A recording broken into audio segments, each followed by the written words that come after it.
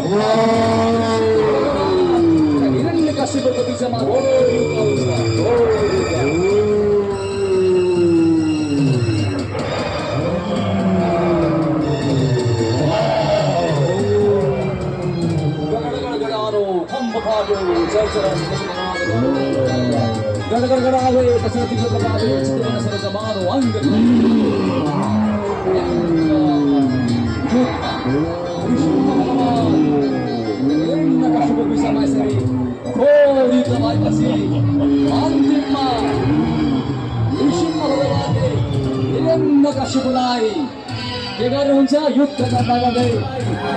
आफ्नो काखमा राखेर चाहिँ राधे राधे भुइँमा त नृसिंह मर्दैन नि त हेर्ने कसै भुइँमा मर्दैन काखमा राखेर सुन्नुहोस् है अब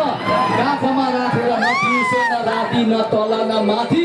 न भगवानको ब्रह्माजीको कुनै पनि सृष्टिले अब नृसिंह भगवानलाई ब्रह्माजीले सृष्टि पुण्य गर्नु भएको होइन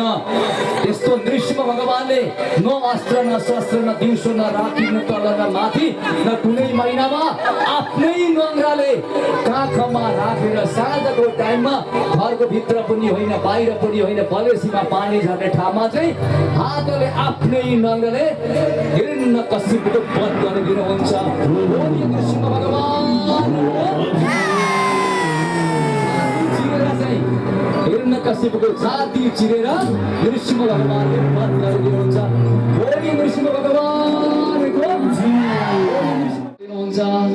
प्रहलादजी गएर स्तुति गर्नुहुन्छ शपाद मुने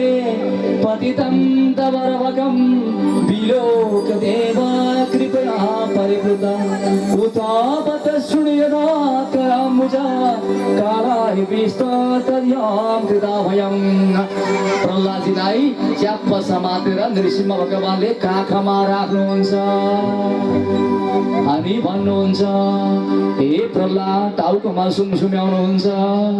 तिमीलाई चाहिँ डर लागेन मेरो श्रीमती पनि मेरो यो रूप देखेर डरले भाग्नु भयो देउता पनि सबै डरले भागे के तिमीलाई चाहिँ मेरो यस्तो रूप देख्दा डर लागेन हे प्रहलाद क्षमा गरिदिनु होला मलाई आउन ढिलो भयो तिमीले धेरै कष्ट पायो मेरो भक्त भएर पनि भनेर चाहिँ आज माया गर्नु सुमसुम्याउनुहुन्छ प्रहलादजीले भन्नुहुन्छ सिंहको छोरो म पनि तपाईकै पुत्र हुँ तपाईदेखि म किन तेरो भगवान कासन हे दुर्बिनी हे मन्नाथन हे कुलभैतकरधम स्तब्धमच्छ सरद्धन्यं यशं ताद्यं समप्यमाक्षयम् अङ्किलाउँछ प्रहलादलाई हिरण्यकश्यपले समातेर वापस होइन वापस जाइरहेछ हिरण्यकश्यपले प्रहलादलाई समातेर धम्किलाउँछ हे अधम हे मूर्ख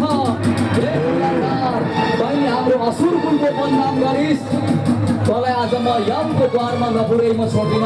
तँलाई आज म दमारी छोड्दिन भन् तेरो भगवान कहाँ छन् भनेर प्रहलादजीलाई ताउर र माउर हिरण्यकश्यपले गरेपछि प्रहलाद भगवान हात जोडेर के गर्नुहुन्छ ओम नमो भगवते वासुदेवाय प्रहलादले ओम नमो भगवते वासुदेवाय भनिराख्नुहुन्छ अनि वध गर्ने बेलामा प्रहलादले भन्नुहुन्छ हे भगवान भक्ति चेत पुरुषोत्तमे यदि वेदा प्रणमाणं यदि स्तम्भ्यन्तर वृत्तियो भगवत् सातुर्णमार्गम्